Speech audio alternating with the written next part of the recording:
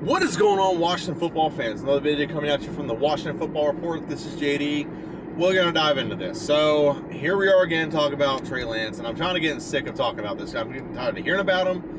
I just want the draft to come and go so we can talk about how he's going to sit on our bench for a year, or we can talk about someone else we're trading up for. Hopefully it's a linebacker, or hopefully we stay where we're at or trade back, whatever. As long as it doesn't include Trey Lance. If it does, I'll embrace him because I'm a football fan. Washington football team fan, and he's a player.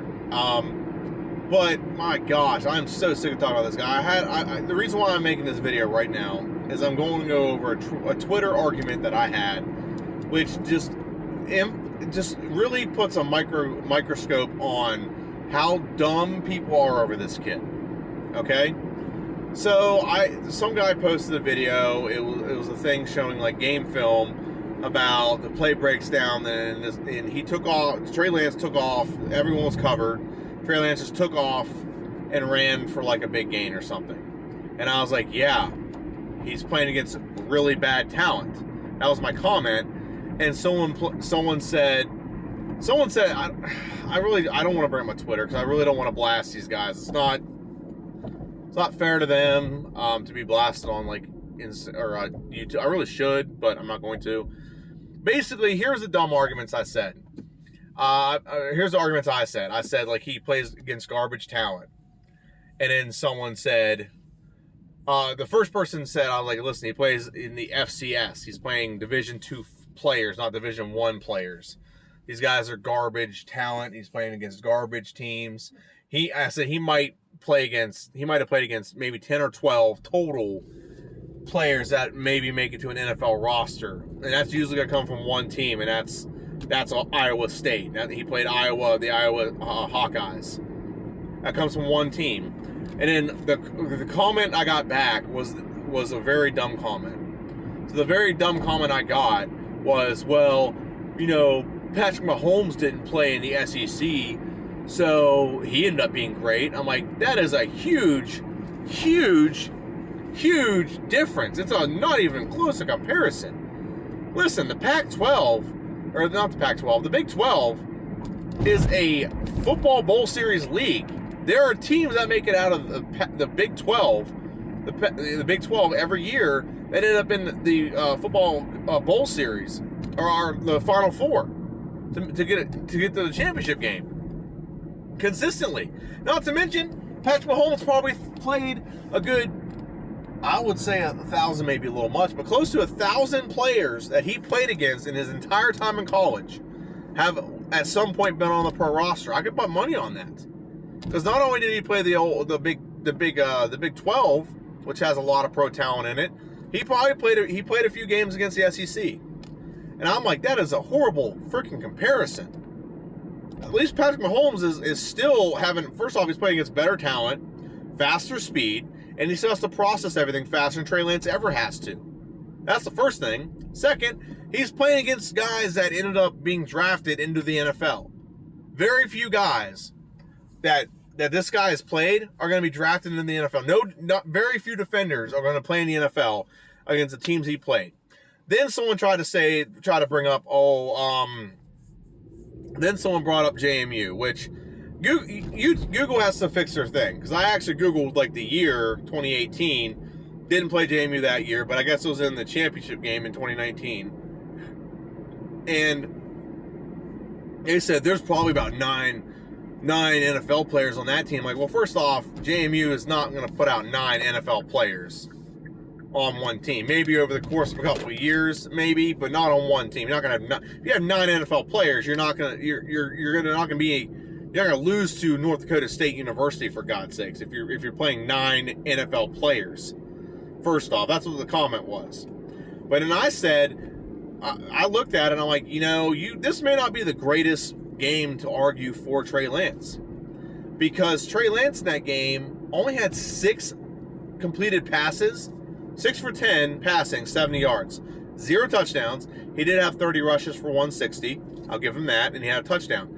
But he only won that game 28-20. So you got, if there was 9 Pro Bowl or nine guys that are NFL caliber players on JMU, That's a horrible comparison because you got a team with nine NFL players on it, and you barely put up 70 passing yards. You're kidding me. The attempts that people go at to find a reason to like this guy just baffle me. If he was a third rounder, I would have no discussion. Okay, I'd have no discussion because he's got potential. But it's the fact that he's a fucking first rounder is what's irritating me. And then the last thing, I haven't even looked at the comments since the last thing I commented. I'm like, that's a horrible argument. Then he tried to say, like, he's playing garbage talent. Even if JMU had 9 guys, he probably only played about 15 total guys that are going to go to the pros, combining the rest of the teams he played.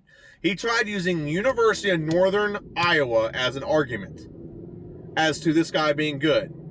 Then he wrote the wrong team. He tried to say Iowa State University. He didn't play Iowa State University. He played Illinois State University, which is a garbage team. It's an FCF school. And then I said the only team you can have any kind of legitimacy with is Iowa. Iowa has there's a couple players this year that are coming out in the draft that are from Iowa. Arlec Jackson's one I want to sign. But they're all offensive players. Tight ends come out of there, all offense. So it's just not a good argument that anyone's making. I have not heard a legitimately good argument yet that justifies spending a first rounder on this guy. There have been a million quarterbacks with potential. I don't care about that. There's nothing about his college game, who he played in college, the talent level he played, that has convinced me that he is worth a first round pick. And I really hope Ron's smart enough to see that. I really hope Ron. I honestly think Ron's not going to pick a quarterback. I think what's going to happen, if he falls to him at 19, he might just take him. But he might just take him or Mac Jones or something like that. That's what it might come down to.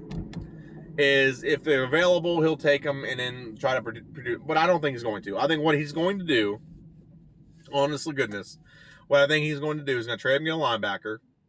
Then in the third round, he's going to draft another linebacker. And then in the second round, he's going to draft a lineman, and he's going to solidify the rest of the team.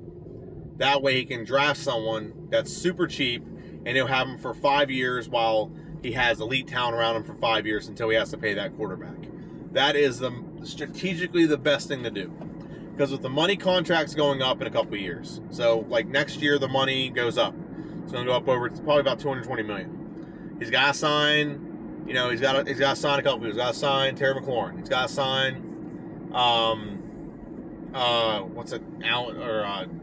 Jonathan Allen. He's got to sign a bunch of players over the next few years. Okay, and I think what he wants to do is he wants to get most of them signed and like inked in and on the team, and then draft a quarterback. That's my educated guess. Because it doesn't make sense for him to draft a quarterback right now and have him wait for a year or two, because then he's making cheap money and you're not even using a quarterback that's cheap on your roster. That's why like with Mahomes, they drafted Mahomes, let him sit for 1 year, and then after that they had to play him because you got to get 4 years out of Mahomes before he gets his big money. That's what you want. That's what you want. You want to have 4 or 5 years of a cheaper quarterback that costs you less money before you have to pay them $40 million and take up a quarter of your cap space or whatever it is. Look at Dak Prescott. Here's a prime example. Dak Prescott was making, I don't want to say the wrong number, but I'm going to guesstimate and say because he was like a third or fourth round pick, he's making like $1 or $2 million, wasn't making like a lot of money. Now he's costing the Dallas Cowboys $40 million a year. The time for Dallas to win was when they got rid of Romo, whenever Romo was on the roster, and Dak would have been a backup, and go all in on the rest of the positions on the team and try to win a Super Bowl then. That would have been the best time, the best available time for the Dallas Cowboys to win. Now Dak's making $40 million. It's like 25% of your salary. It's 25% of the team's total cap space, total cap. And they think they're going to build a Super Bowl winning team around Dak Prescott making that much money. I mean, they have it in there where they can kind of push the money forward a little bit. That is helpful. That's nice, I guess. But that just doesn't make any damn sense. And that's what Washington doesn't want to do. Washington doesn't want to draft someone. And, the first 4 years, they're still building the team. I think what Ron's going to do is going to straight up. Oh, I was close. I almost timed out there. Ron is going to straight up Draft another position he needs: linebacker, free safety, offensive tackle, tight end.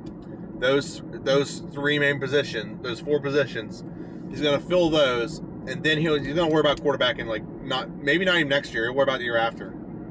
I think he's going to let Taylor Heineke and Fitzpatrick compete. He still has Kyle Allen, and then what he's going to do is once he has every position more comfortable, then he's going to draft the quarterback. And then he's going to draft a quarterback or sign a quarterback that's a future, and then we're set for the next 20 years or whatever quarterback. And then you're gradually going to diminish players around that quarterback because you got to end up paying people, but you also got to pay your quarterback, so something's going to give.